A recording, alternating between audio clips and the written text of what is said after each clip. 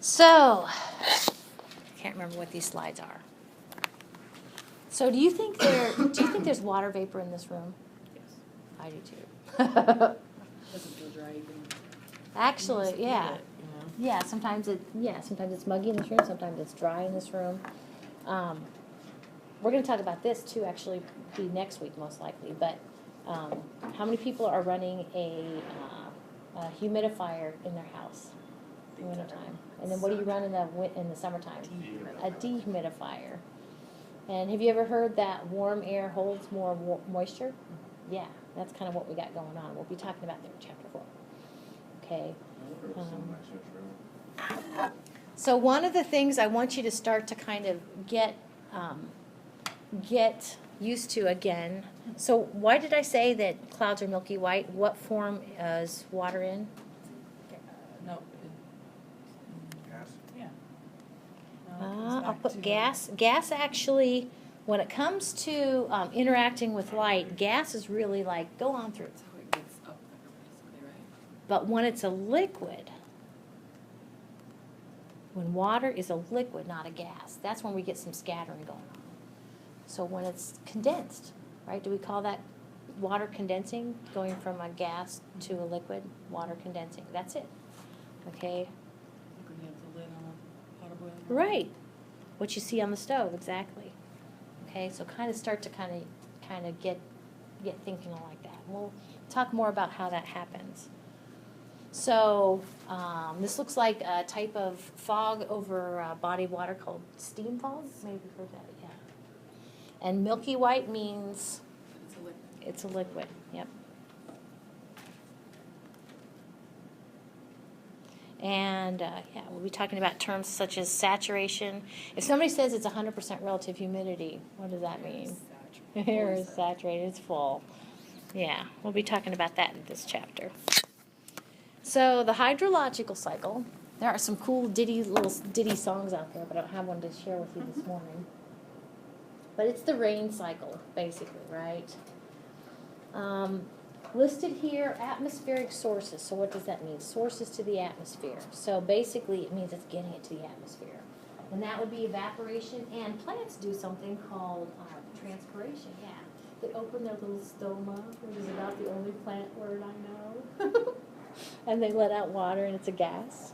Isn't that wonderful? Okay. So geostrophic sources. Remember we talked about the geosphere? Okay, so From yeah, so ways that the earth gets water would be precipitation. And then here we've got kind of an assortment of within the earth, what sort of movement do we have? So the next figure shows you the evaporation and transpiration that plants do, and it shows you the precipitation kind of in the ground. So hydrological cycle, the water cycle.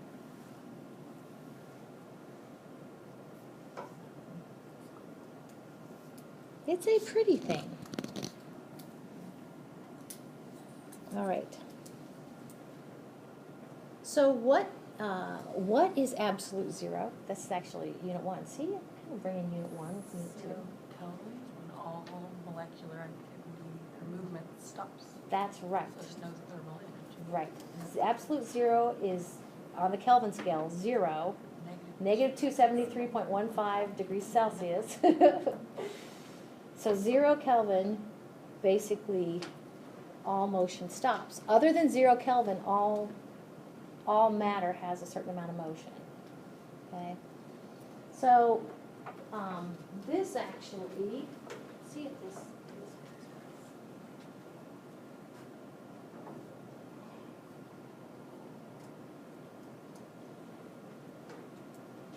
All matter has motion. It's a wonderful thing. Like the little atoms and the atoms that make up the molecules, there's motion here. I just think that is so cool. And did you? I with glass. Yeah. Like I was told the glass is actually A not slow-moving technically liquid? a solid. Yeah. Yeah. And then had you heard this too, that like when those atoms connect together, that actually most of the atoms connecting together to make things we call molecules and stuff like that, it's actually empty space. It really is. It totally is. and this is not going to come up. But this is what I wanted to emphasize. Let me just pick on this diagram down here. Do you see where it says solid, liquid, and gas? Now, if I were to animate this, I would try to show the gases having a lot of motion. So I would do this. If the length of my arrow is indicating the amount of motion, I'm going to draw a big arrow. Okay, so gases have a lot of motion. Okay, lots of motion. Wouldn't that motion require energy? They have energy called kinetic energy associated with their motion. So yes, this had the least amount of energy. So it'd be like with steam and stuff like that? Maybe. But all matters in motion. Something in its gaseous state, those particles have the most amount of motion. And one way, if you're familiar in physics, the 1/2 mv squared, it's a measurement of kinetic energy. So basically, the more the motion, the more the kinetic energy they have. The least the motion, the less kinetic energy they have. Liquid molecules somewhere in between. Okay. Yeah. And actually, that's a player when it comes to, have you guys been, how many people are doing the weather log? Going okay? Okay. So when you guys record pressure, guess what you're recording? Literally, the gas particles are banging up against us. That whole 13 pounds per square inch sort of thing. That pressure. So these nitrogen, right, most of them are nitrogen molecules, right? Right. They're banging up against us with a certain amount of pressure. And that's associated with their motion. I love gases. A gas particle can start out here at the beginning of the class and end up over there at the end of the class. They just, you know, it's just a wonderful thing. Gases totally rock. And you guys told me there's water gas particles in here. There's water vapor in here. Yes. Okay. So one of the things I want to talk about is this whole, when, we'll pick on water, okay? When water changes its physical phase. What are the 3 physical phases we're going to talk about? Solid, liquid, and gas. Exactly. Most kinetic energy, least kinetic energy. The other thing about solids, this is a solid. This is, anytime you see a little Mickey Mouse in here with the red center and the white, those are the oxygen and 2 hydrogens. Yeah, this is solid water. This is ice. These dots are actually called, I know it says hydrogen bonds, but more generally they're called intermolecular bonds. That's what I call them. But they are more specifically hydrogen bonds. Intermolecular, get it? They connect molecules? Mm-hmm. Bonds. James Bond. So if I were to ask you how do you get from solid to a liquid, you'd say I heat it up, or it gets heat from somewhere. And here's what I'm saying is on a small scale, what's happening, I just think this is so exciting. What's happening when you add heat, I'll just go ahead and kind of break through just some of those bonds. Some of those hydrogen bonds or intermolecular bonds are breaking and it goes to its liquid state. Isn't that wonderful? Does it still have hydrogen bonds over here in its liquid form? Yeah. Yeah. It has to, otherwise. Exactly. So how do we go to be a liquid? But how do we go from a liquid to a gas? Add more heat. And I think your author really dropped the ball here. No, not really. We could actually draw another arrow there. I could put add heat. And I could draw another box. And up here, I would draw the water molecules. But guess what?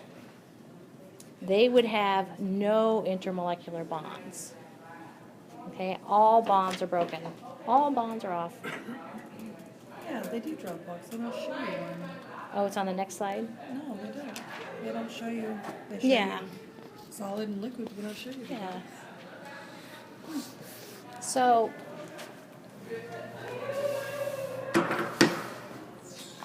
I'll just kind of set the stage for this. Guess what? Here in a minute, because I think we'll get to it. Let's see, how did this go? This actually requires, I want to say 80, add heat. The specifics are 80.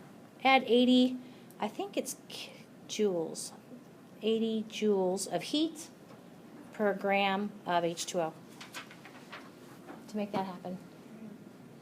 And this other one, I think is 600. From liquid to gas. Right, 600. Might be calories, but oh well, we'll fix it in a minute. That's not one of the things I've memorized. Okay, but you got to add heat, so you kind of get the idea. And how much heat is important. So this video should play for us. Play for us. So 600 joules for what? 600 joules per gram. Joules of energy per gram of liquid water you want to vaporize. It does say calories over here. Oh, does it say calories? Okay, we'll have to go fix that. Calories are English and joules are metric, and I guess they're a little old-fashioned.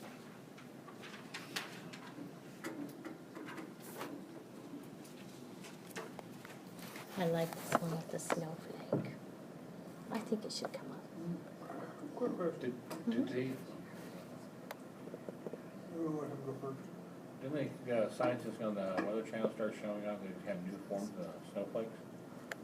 I haven't seen that. That's Found, neat.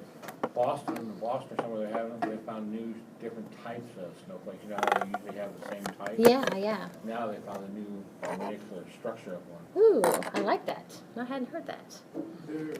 Another question I had. Nikolai tested out the Tesla tower, which produced an AC current field within a mile radius of the tower. This field allowed him to light a light bulb up without having it plugged into anything. Would that have been done by using hydrogen bonds within the molecules of the atmosphere? I don't know. Oxygen and Could hydrogen? be. I'm not familiar with Because it. electrifying them with a set of current, wouldn't they theoretically hold on to that current? I think it may be a different phenomenon. We need to go back, and where I said joules, it sounds like you need to put calories. Good. So honestly, where it was going for the first one, the 80, okay, we would say the latent heat, okay, all latent heat means is basically you're doing a phase change. And obviously going from a solid to a liquid is changing phases from a solid to a liquid. Melting is a phase change. So that heat energy, actually, that 80 calories, okay, I think per gram of H2O, okay, that is the latent heat of melting. You could look that up. Sometimes, for some dumb reason, in physical scientists go, instead of latent heat of melting, they go latent heat of fusion. It's the same thing, but okay. So the latent heat of melting, and the latent heat of evaporation then would be 600 calories. Yes, 600 calories. That'd be the evaporation. Yeah, latent heat of evaporation. Yep. I like this figure here. 'Cause it shows it going from this way, but also coming back this way. Right. It Which is does. super cool. It is cool. And this is kind of what Autumn was saying. I have a figure coming up. I like this figure, and it shows your 80 and your 600. But, and this is a really player in your severe weather. If you go backwards from the gas to a liquid, that would be going backwards from what we did. That's a gas to a liquid, that's condensation. If you go backwards, actually instead of heat being absorbed, heat is released. Okay? So basically anywhere where you have water going from gas to a vapor, it's toasty. Sorry, I said that wrong. Anywhere where you have water going from a gas or vapor to a liquid. Sorry, condensation from a gas to a liquid. It gets toasty. And that's what's actually happening within these thunderstorm clouds. They're nice and warm because it's condensing. So 600, that's the latent heat of condensation. That's 600 again, but it's released, not absorbed. Heat isn't added, it's released. Yeah. And so, yeah. And so if something goes from a liquid to a solid, that it kicks out 80 calories of energy. Yep, exactly. So those are all called latent heats. And the substance we really care about is water, but everything has its different latent heat. You know, all the substances like caramel syrup would have a different latent heat, you know. It's just the amount of energy. But one of the things I'm going to try to emphasize, and you'll see it there, hopefully, is that, and it makes sense, if I were to ask you, do you need to add energy to melt ice, you would say yes. But you may not, and it's not as intuitive to me either, that actually heat is released when water freezes, okay? Yeah, 'cause it's releasing energy. Yeah. You have to release heat. Yeah, energy has to be tracked, and this kind of goes back to what Keith was saying, that if it slows down, that energy has to go somewhere. Mm-hmm. So- Molecules generally, they're the friction balance. Yeah. If they're moving rapidly close together, then they create a friction, which creates energy. Only reason these tables don't zap you when you touch them is because the molecules move so slow they're not generating any friction. Could be. It is zapped all the But- time. These are a few slides I put together. One is adding heat, and the other one is, so this is where heat is absorbed, we're adding heat. And again, this is a little more intuitive. And the other one is where energy is released, okay? So this is adding heat, go from a solid to a liquid or liquid to a gas or vapor, same thing. I want to mention the last one down there, okay? When basically something goes from a solid, water goes from being ice to being a gas. Water goes from being ice to being a gas. We call that sublimation. And it happens. My favorite one is to say, I don't know, anybody in here have like ice trays where they have to put them in the freezer and they take out the ice trays and they get ice cubes? Have you ever like left it in there too long and come back and basically there's nothing there to make a cube, your cubes are gone? Yeah, they evaporated.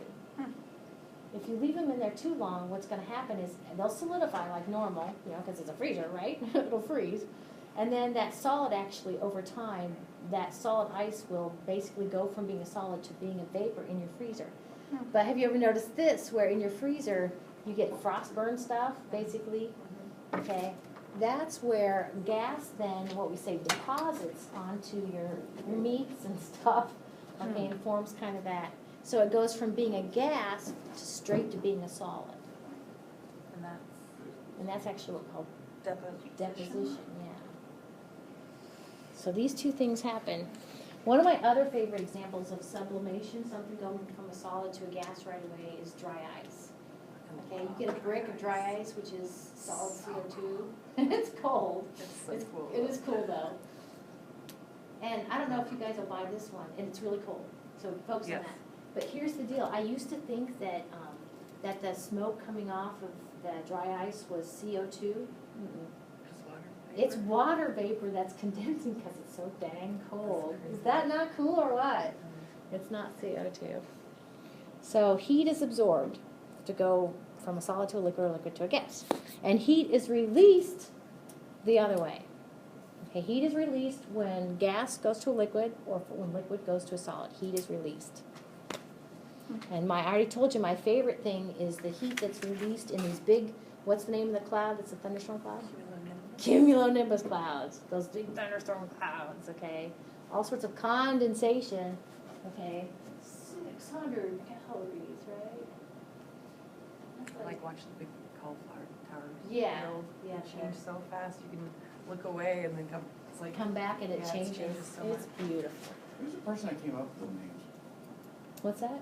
Who's the person that came up with the names for the clouds? I used to know his name, and it wasn't Walt Disney, but he used the clouds. He used the clouds to come up with some of his characters, I guess. I don't know. It's funny. Yeah, I heard Okay. that too. So let's talk deposition for a minute. What's frost? That would be water vapor turning to a solid. You know, 20 degrees outside, you know, and you come out in the morning and basically your blades of grass have solid frost on them. Yeah. Did it go through its liquid state?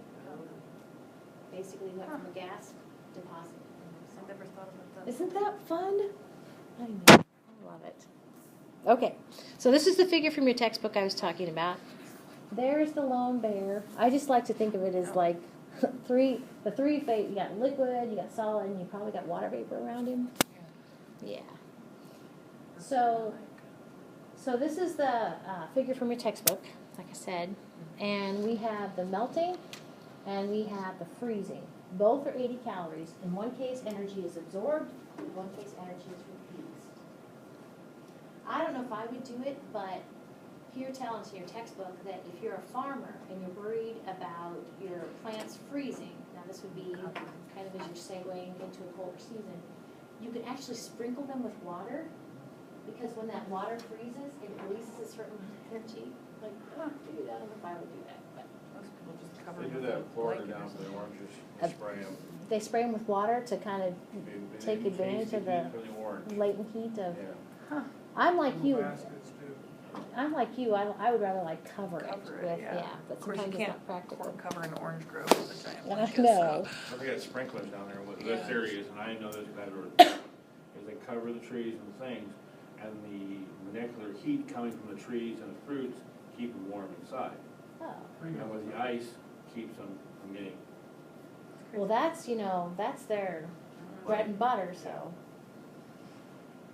then evaporation condensation is more absorbed and released than melting and freezing. And then here we have the sublimation and deposition. I just thought this was quite clever. So he has it going from a solid to a gas, 680, released from a gas back to a solid like frost, 680. Oh, that See, makes he sense. did I that think- wrong. Dang it. Absorbed. This should be absorbed. Are you guys all seeing what I'm seeing? Do you see what I'm seeing? Oh, it says released backwards. on the blue. It is absorbed. Oh, we can't see that. Here, let me change that. Different color. Absorbed. Because we're absorbing energy to go from a solid to a vapor, right? The book totally says released. What's that? The book totally says released right there too. They have it right in the book? No, they have it wrong in the book. I know. That's crazy. That We happens. should sue the poster. That's Well, it. We're done. this is where, if I were to heft up that book and I plop it down, I say, you know what? They still know a lot more about meteorology than I ever will. So, but anyway. Okay.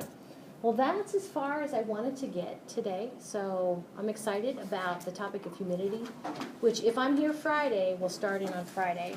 But check your email and Twitter feed and see if I'm here. Okay?